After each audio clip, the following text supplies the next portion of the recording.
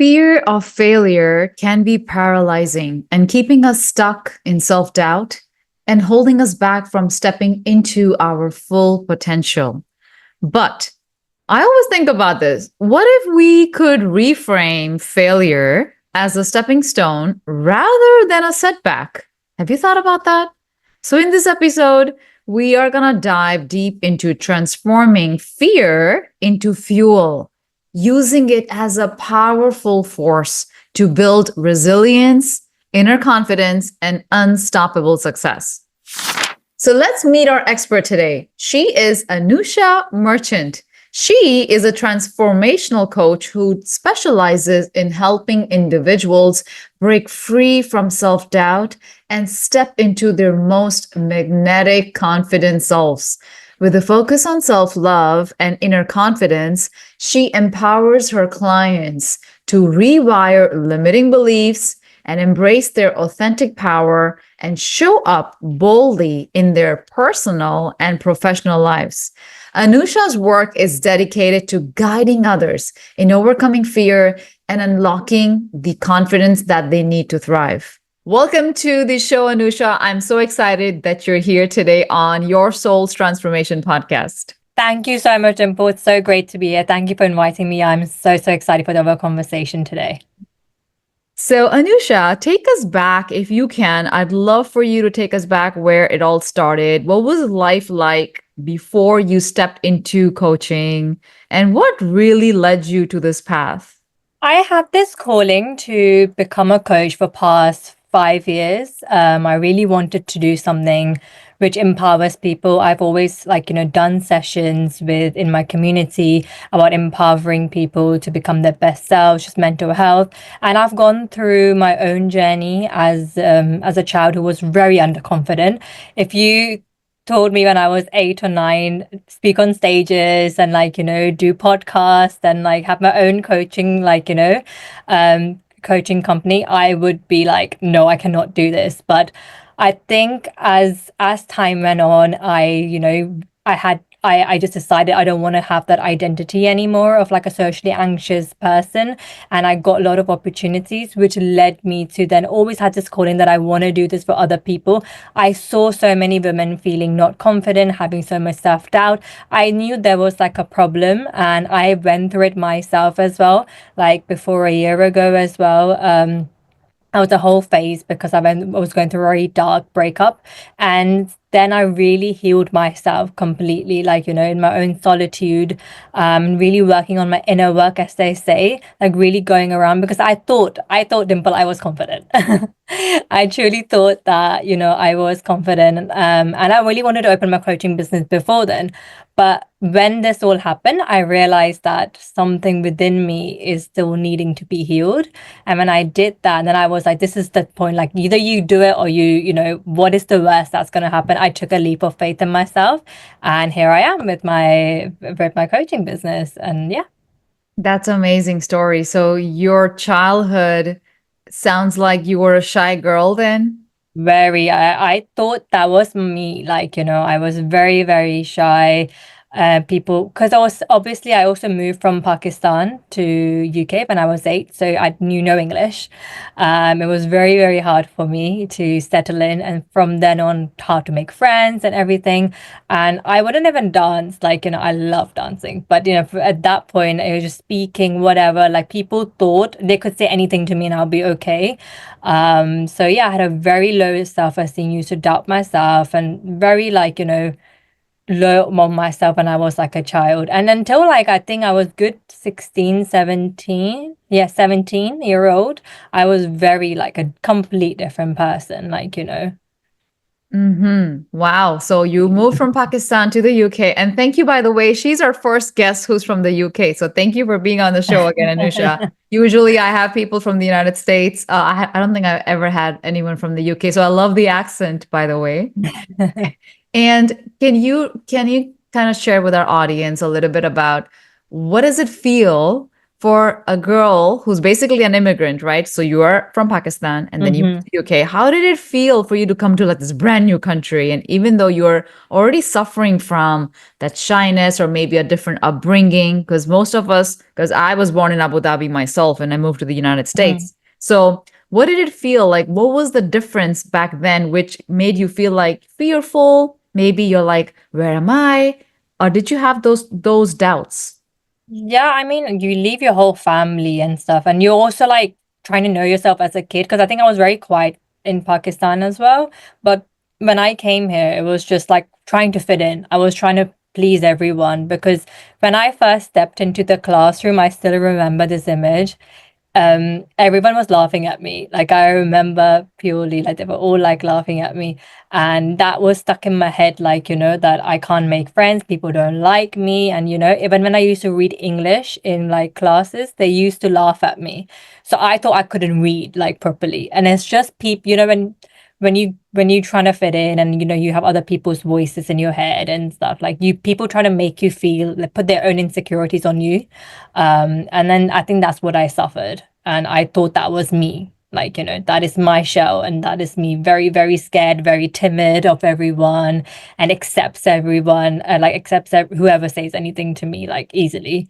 But yeah, I think as you have your own journey, you go through different things. And yeah, until I think I was 18, it was a breaking point and I was like, that is not who I am. Like. You were bullied at, right? And you were laughed at. So, what about when you were in that position?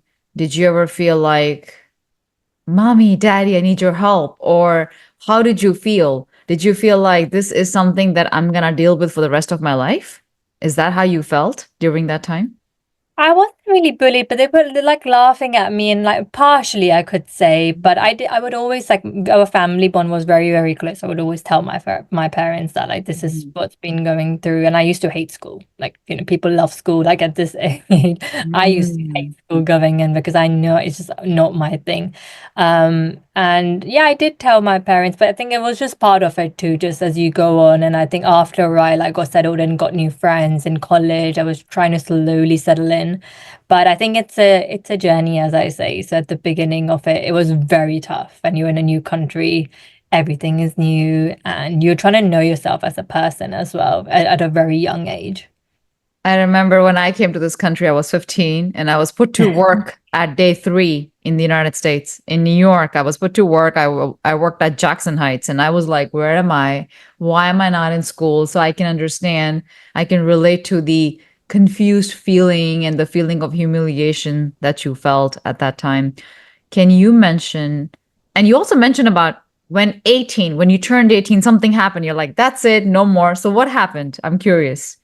I went to my community camp actually. I've never been away from home, and it was like 11-day camp. It was called Aluma. So it's all everyone basically coming together. So there was like 60, 70 people coming together from different countries. My camp facilitator was like, "You should go." I'm like, "I don't know," but then I took a leap of faith. I was like, "Let's go," and I was really like having palpitations, and I was like, "What is this? This is so new." And no one was there. None of my family was there. You weren't allowed your phone either. So you were there disconnected. And I remember first time on the coach, I was like, this is like, too much. I used to cry because I was like, I don't know what else to do. But I think when the days started going by, I started speaking, like, like to other people, and then like, speaking on like different, you have to do presentations, all of that. After that, I realized, right, I like talking to people. I'm not who I thought I was, like, and then from then transition, I don't know, that period, social anxiety just went, like, it was not there. Like, I was okay. I was a bubbly person. I was very confident, and people were like, this is not how she used to be. My parents were like, what's happened? Like, Hmm. something has changed. And then I realized that I like talking. I'm actually a confident person. Like, I thought I like, I'm a bubbly person. I am that kind of person who I'd never thought I knew. So yeah, from then on, I started getting opportunities to lead things, like speak on stages, host events, as a young person. And I was like, I was getting a lot of opportunities. And since then, I started saying yes. So that's very important, I would say. It's like you say yes to the opportunities that come your way, which is uncomfortable. Because when people see me, they're like, you're very confident at speaking, you're so good. Like, I'm like, it's not naturally. Like, you build it up, and people don't see that. It's like years of like, experiences of like uncomfortness, and like so if someone asks me do a talk, I'd be easily be able to do it because it's been in me for so long. Nice. That's amazing. So you kind of shifted from being that shy girl who was laughed at, humiliated into a confident person who would now host events and speak on stages. You also mentioned moments of self-doubt in your journey. So what was like, if you can recall, the biggest fear holding you back? And how did you start shifting that mindset? I think my biggest fear was like when I was younger, I think it was fear of failure. Because I failed at my exams a couple of times, and especially at I think I was college, I got a D and in business studies, and I needed a bit higher to be able to go to the university that I really wanted to go to. Mhm.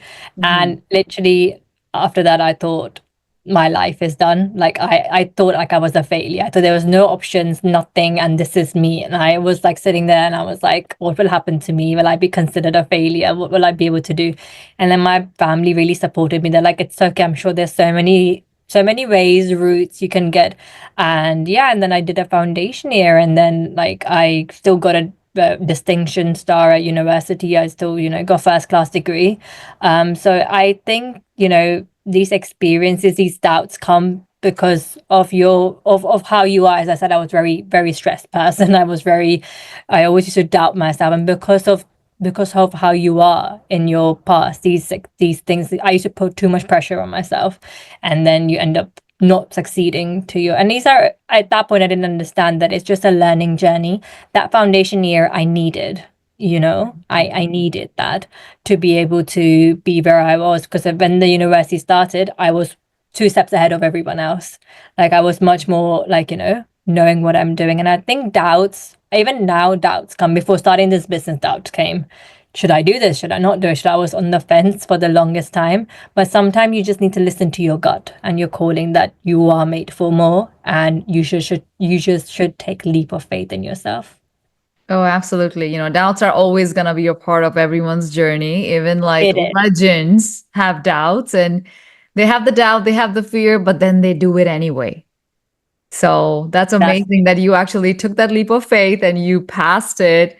And so, can you recall what was the first breakthrough that really made you realize that fear could just be a tool instead of a limitation?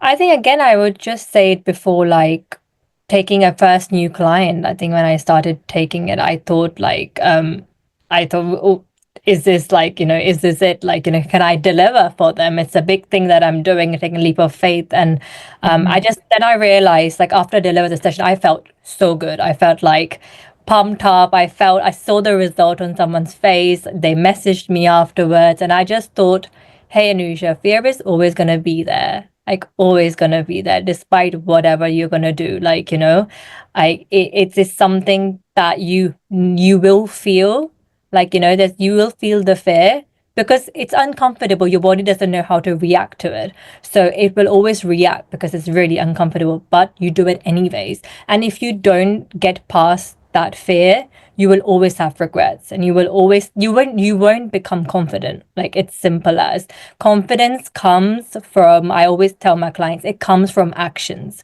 You need to build that momentum. Like, before that, you can do a lot of affirmation, subconscious work, whatever you do, it's great, that will remove your blocks. But the only way to feel, that you're growing in any area of your life is take that leap of faith, take that action. Because what is the worst going to happen? What is, like, there's nothing else that's going to happen. Like, the most likely you're going to fail. And so what? I don't even call it fail. You learn and you become a better person. So, yeah. Absolutely. So, how do you define inner confidence and why is it such a game changer in overcoming fear, in your opinion? Yeah, inner confidence, I always talk about it. So it's not like oh, I am so loud and I can talk in front of people. I'm so confident. Inner confidence is how you feel from inside. You know that you can go anywhere and you can smash anything. Whatever it comes your way, you can conquer anything you can set your mind to. You whatever happens, you don't care. You know, I will be able to do that. That feeling from inside, because you have that solid foundation. As I said, you have done your inner work in sense you've released your beliefs, limiting beliefs, you've done like, you know, self-concept work, you've done your embodiment, all of that has been done. So you now know that whatever happens, I can do that. You have changed your mindset, and that has completely shifted you. So that is what I would say, you know, is inner confidence to me. Nice. So you talked about action, and I know like so many people are afraid to take action because they feel like they might fail. And what do you say to someone who feels paralyzed by this fear? You will always have fear.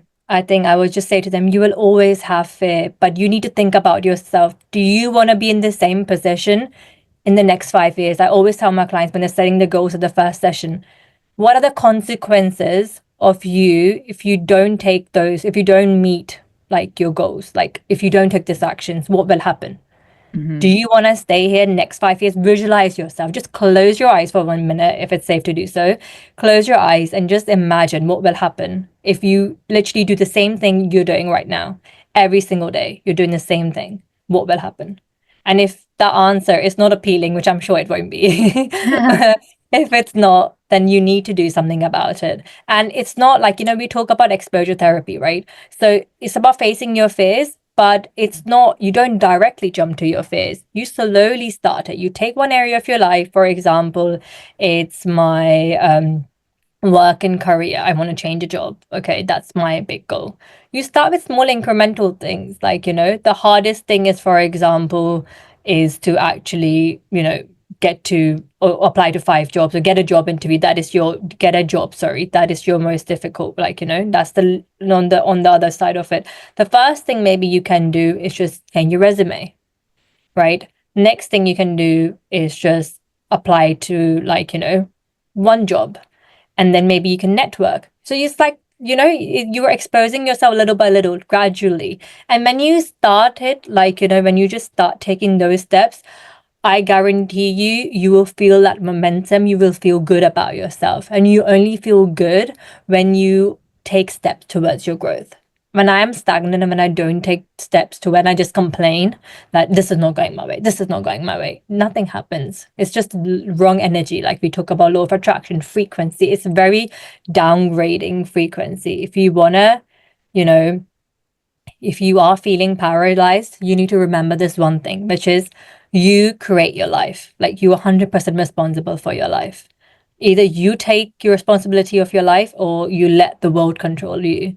And I think you rather Exactly. take the first one. Like, Absolutely. And what do you feel are like, I know there are a lot of experts out there who talk about misconceptions about confidence, right? So there some like you just mentioned already, you said confidence is not that if I speak loudly, I'm confident. So what are some of the misconceptions that you can break down about confidence that you have come across in your own coaching?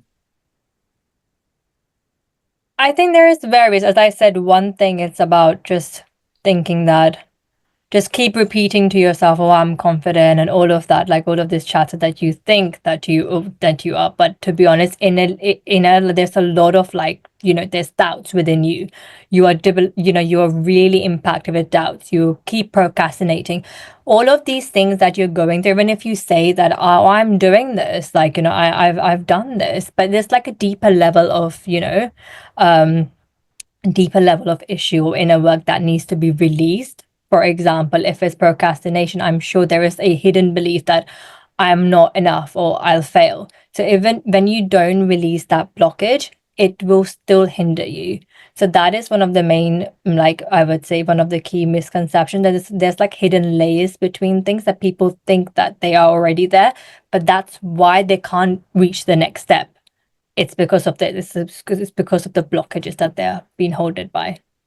Interesting. So can you give us some tips to anyone that's listening right now who feels like super stuck in their fear. They have multiple fears. Let's say one is about job. Okay, they want to switch their jobs. Or let's say they really want to do this purpose. Like for you, you were probably stuck doing something else and now you went into coaching. So if someone is stuck in a space and they know this is not the right space for them, they want to move into the unknown. Can you give us one small but like powerful step that they can take today? Or maybe can you break down your formula on how you would help such a person? Mm-hmm. I think one thing person can do is really firstly write down like their why is very important. Why are you doing what you're doing? I think that's very important because even if your why isn't strong enough, then nothing will change. So I think that is one thing. And the next thing is to make a decision. I think decisions and intentions are very, very, very strong. When you decide that I no longer want to be in that position that I was, something changes inside you. You write down, you declare, you tear that paper, you're like, done. I am done and dusted with this. Something triggers in your subconscious mind. And you say it with the most affirmative voice, that triggers to your subconscious mind that, like, I've had enough. I do not want to be where I am. So when you do, like, this is something very small, but it's that thing when you decide at that point, I'm not going to do this anymore. That is it. That is my old reality. And I always tell my clients, you were that yesterday. So when you go back to your old pattern, you tell yourself, no, like you anchor it. No, like this is not who I was like yesterday. Today, I'm a different person. My reality is different. I'm embodying the 2.0 version, that version that I'm born to be. You cannot like go back to that. You will, I mean, it's a cycle and you will feel like you're going back into that cycle of being your old self, but you need to remind yourself every day. And when you have your why you're doing this, and when you have your decision in your mind, it's very small things, but it can really like have a big change, like to be able to do that. And then you decide to do one thing that will really shift you, one thing that will you really want to do, that you've taken one action towards it. So one uncomfortable action that you really, because when you've broken past that one thing, then you feel like I can start the next journey. Interesting. So first, the person needs to understand why they're doing it and be Exactly. very clear about it. And then they have to decide that this is what they want to really do. And they basically want to tear up the paper which has their older self limitations on there. And Mm-hmm. then Exactly. and the third step is to just take one step every day to move towards their goal. Yeah. So Anusha, what about, is there anything else that you want to share, or do you want to give us your story on how you completely transformed, in when it comes to maybe your existing relationships? It could be about relationships, it could be about your current business. If you want to give us a real story, and what did you practically do? I think firstly, so when I was suffering from my breakup, I was in an identity crisis. I did not know who I was, and it was a very dark place. So I basically like did a practice like visualization every single day. I wrote down, like, changed in my self-concept completely. Like, I wrote down the version I want to be, like embodied her. How does she act? How does she speak? How the decisions she makes, what are her dominant emotions, where does she want to be, what is the dream life, everything I basically listed down, and I used to read that every day. That is my life, like that is who I want to be. And I don't want to be where I am currently, where I'm crying every single day and I'm just like thinking about why things happen the way I'm playing the victim role. And I used to remind myself, and every day I used to visualize myself, and I used to tell myself that this is not who I am. I used to do like quantum meditations, and I used to like do deep visualizations to really get into that state of who I want to be in that 1 year down the line. Who am I envisioning? So I used to do that, and after doing that, I felt like things started changing for me. Like, I started having a better relationship with myself. I started, taking shifts for my, started doing things for myself, prioritizing myself. So yeah, and I also like also in this journey, when you go through, you need to have deepen the relationship that you have within yourself. So I really used to take myself on solo dates. So, even till now, I still do that every week because I think um, that's also the one thing of building confidence. It's like you need to know yourself. If you don't know yourself, then how can you build on anything else? So I used to do that, like, have like, these journaling prompts. I used to like, ask myself to deepen the relationship with myself. So these things really, really strengthened my bond with myself as well.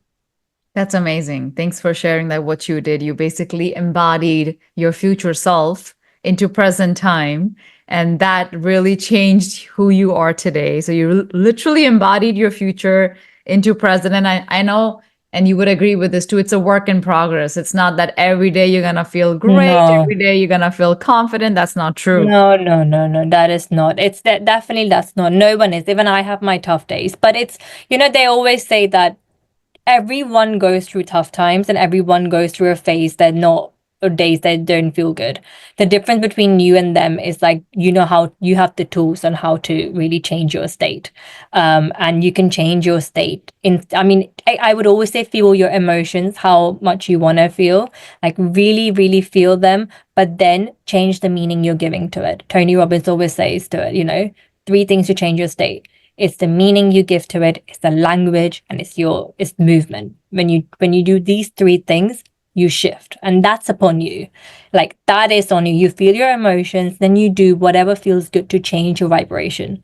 Because only then you can shift your energy and really get the outcomes you want. Because, as we know about like a law of attraction, a law of vibration, all the things that you want in your life are here, right? And Hmm. if you're going to be operating at this mindset or this vibration, it's never going to get you anywhere. So it's really important to actually really feel your feelings. What is the fear telling you? What is the doubt telling you? You need to be very aware of those emotions, but then take the next step. Like as I Could always you say, sorry, go ahead. Sorry, could you give us the elaboration? Because for some listeners who are only going to listen on the podcast and they're not watching the video, if you can show your hand gestures and say exactly what that means, like law of, when you mentioned the law of vibration and the frequency.